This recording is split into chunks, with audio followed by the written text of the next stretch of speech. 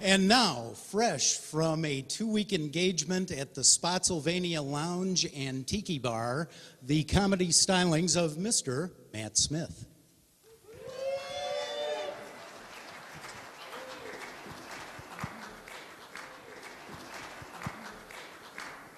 Thank you, Mark. Can you guys hear me? As Mark said, my name is Patrick O'Shaughnessy. At this point, you probably know me better as the curator of the Ralph Davis Memorial Sites at the Jansen Law Center. Tours are offered daily if you're interested. What you need to do is come to Jay's lobby, and from there pick up the trail of cigarette butts and poker chips. That will lead you to the visitor center in my office, okay? And I want to assure you that 100% of your donations go to support our research team, and they are busy pursuing their primary mission, which is figuring out what the hell it was that Ralph did for 14 years at Jay's office. So it's money well spent. I want to be careful up here tonight because last year I got up and I introduced myself as Joe Dunn, and it disturbed me because not a week or two after that, word came down that Joe was leaving Jay's office. And what made that especially strange is that the very same day, word came down that Ralph was leaving Joe's office, or Jay's office, which I think is when most of us had our Commissioner Gordon moment, and we realized I've never actually seen the two of them in the same place at the same time. But we are all happy for Ralph and Joe. Even Jay's happy for them. In fact, Jay, he couldn't be here tonight, but he asked me to thank each and every defense attorney here tonight. He asked me to thank you for pretending like Ralph's cases were real all those years, because that really meant a lot to Ralph's self-esteem. I am happy to report that Ralph and Joe both landed on their feet, as we knew they would. I have to say I'm kind of surprised by the Ralph Davis-Jim Carter mashup. I did not see that coming. It's almost like God got bored up there one day and he said to himself, what would happen if Urkel was a 62-year-old white guy and he went into practice with Javier Bardem from No Country for Old Men? And now we're going to find out together. It's kind of like if Michael Corleone had a law firm. Let me start that one again. It's kind of like if Michael Corleone had a law firm and took on Fredo as his partner. Which reminds me, Ralph, if at some point Jim offers you a free boat ride, and in your case, trust me, sooner or later he will, you should take it.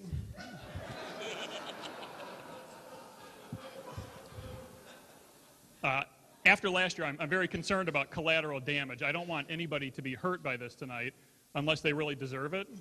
So, Jay, if you're out there somewhere and if you see this, I want you to understand I really am Patrick O'Shaughnessy, and I've been using that fireplace in your office as a urinal for the last 12 years. Okay?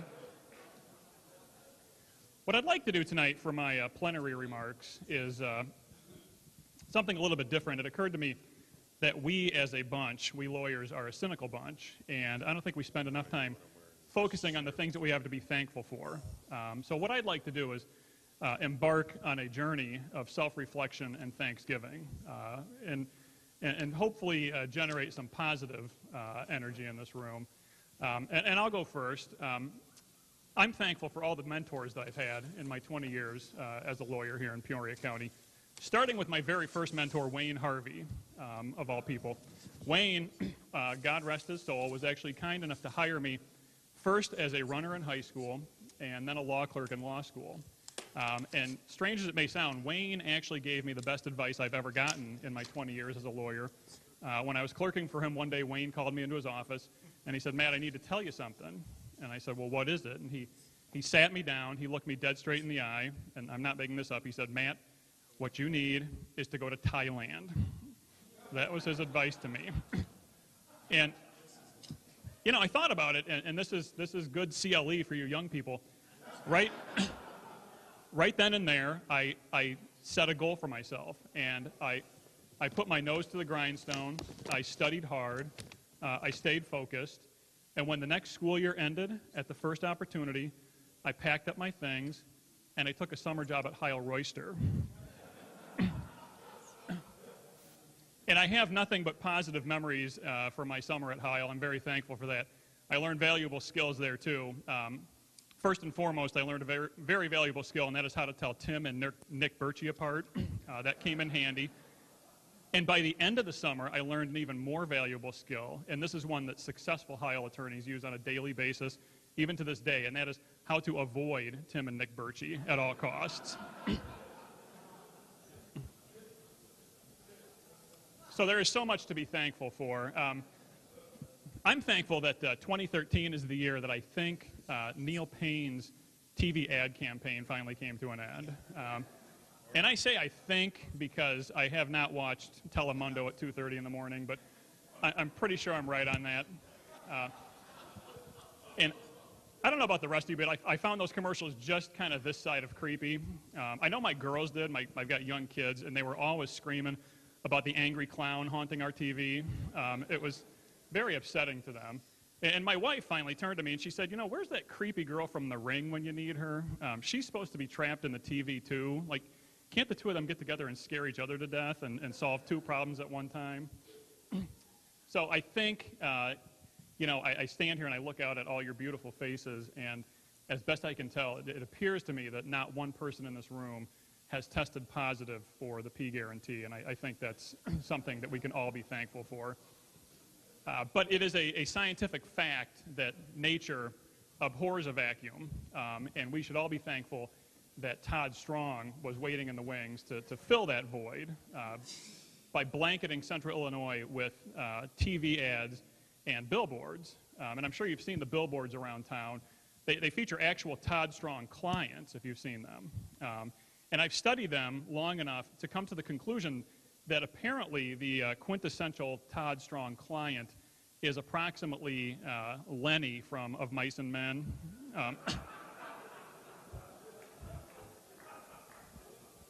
And I'm sure you've seen the one. It's this big mouth-breathing ape of a guy staring down at you all over town. And he's sitting there and he's got on a cervical collar and he's got not one but two black eyes. And you wonder if he'd have the mental capacity to spell 1-800-GET-STRONG if he had to. I'm half convinced that if you put a metal helmet on him and threw a midget on his back, it would actually be Master Blaster from Mad Max Beyond Thunderdome. And I don't want to get too carried away in the analogy, but I think that makes Jason McGeary the midget, flogging that poor guy for all he's worth. Todd Strong would be Tina Turner.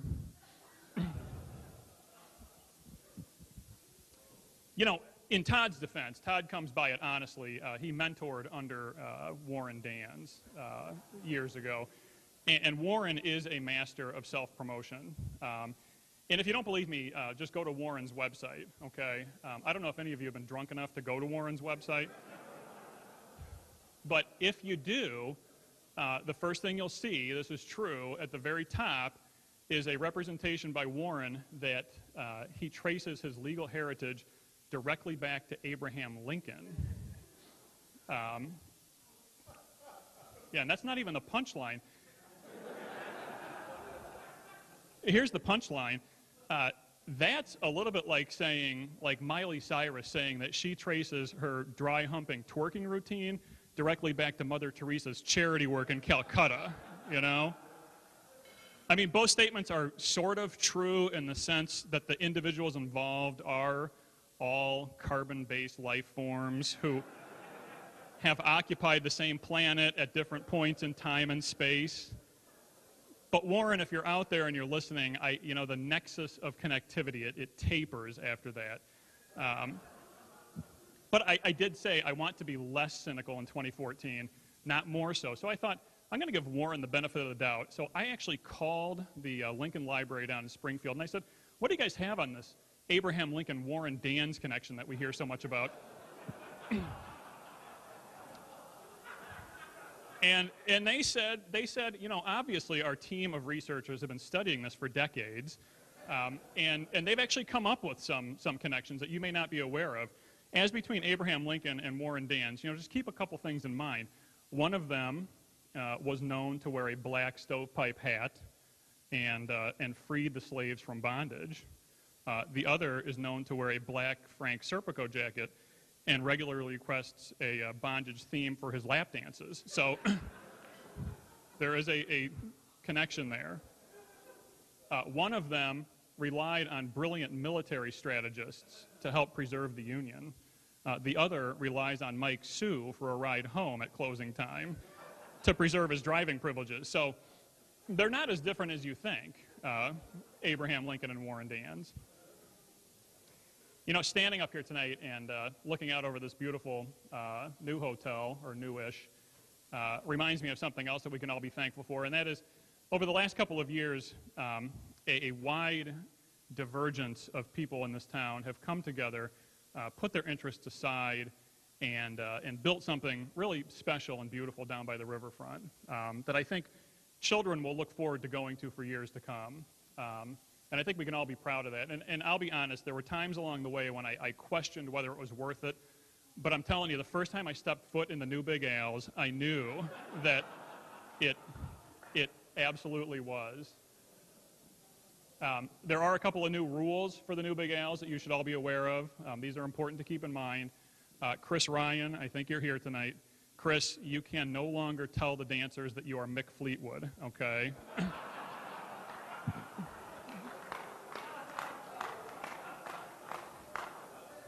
Jim Janovitz, I don't think he's here tonight, but somebody needs to tell Jim he can no longer tell the dancers that he is Chris Ryan, okay? Because they just find that creepy, okay? And the rest of you, you can no longer deny paternity without an actual DNA test, okay? A handwritten note from Bruce Tiemann will not suffice anymore.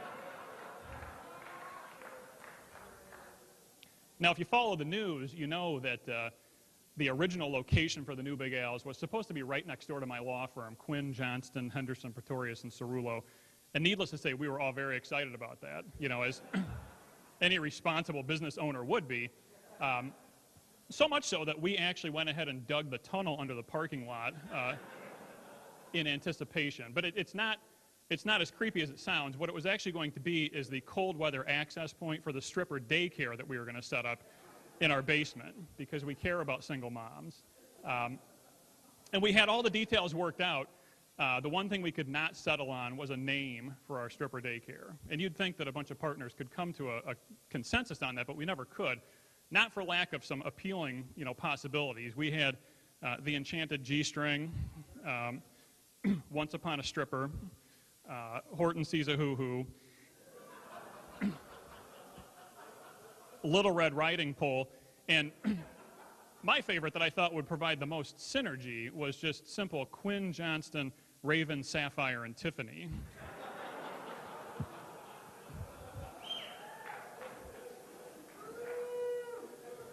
But unfortunately, it did not happen there, so our vision did not come to pass. And what's especially depressing about it is that as a part of the move, Big Al's was actually willing to sell the naming rights for the entire facility, and we did have that worked out. So if the partnership's vision for Quinn Johnston had come to pass, Big Al's would be right next door, tunnel underneath, stripper daycare in the basement, and a huge sign out front announcing it to the world as John Nicora's Boobtacular Strippertorium.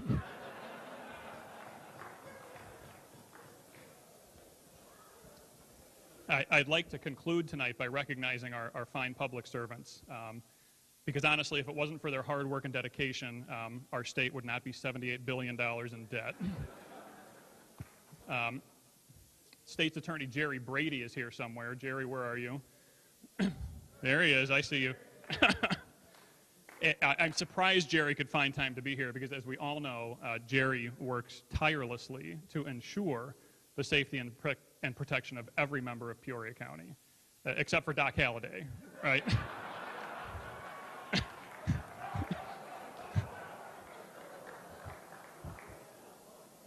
And look, I'm not saying that crime is a problem in Peoria. I did hear recently, though, that Jerry had reached out to his predecessor seeking advice. So he called Kevin Lyons, and he said, Kevin, how can I best balance the citizens' desire for safety and security against the protections that are enshrined in our Constitution? And Kevin Lyons, of course, responded, dude, what are you calling me at 11:30 in the morning for? I'm not even out of bed yet.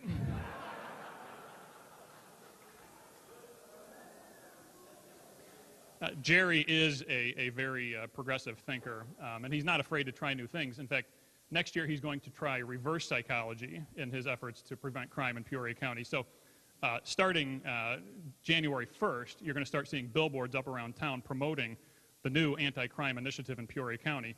It's called Fuck It, Shoot Whoever You Want.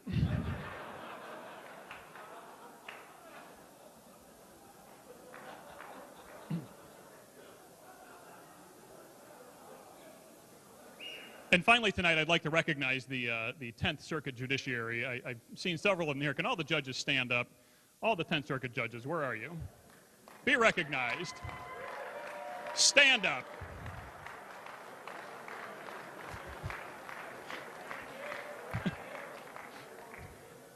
All right, be seated.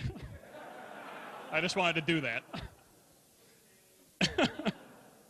All the judges are very grateful. They have a lot to be thankful for. The new technology upgrade is going on, and that's a big deal for the judges. There are some, elements of bad news in all this. Somebody needs to tell Judge Lyons they did deny his request for an autopilot function. So for the time being, he will have to show up at work. Okay. And Judge Shore, if he is out there somewhere, they denied his request for a snooze function. So for the time being, he will have to stay awake, which is bad news. But there is good news. For Judge Reisinger, they did grant his request to translate the instruction manual into coloring book form. So he will be able to understand the system, which is good.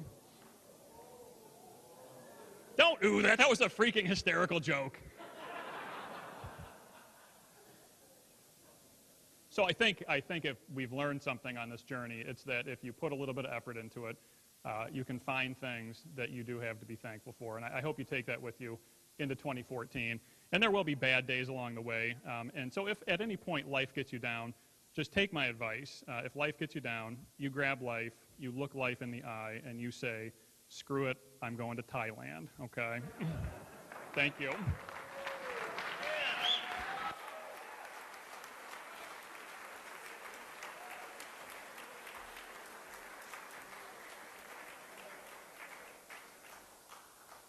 Thank you. Hello? And now, fresh from a 2-week engagement at the Spotsylvania Lounge and Tiki Bar, the comedy stylings of Mr. Matt Smith.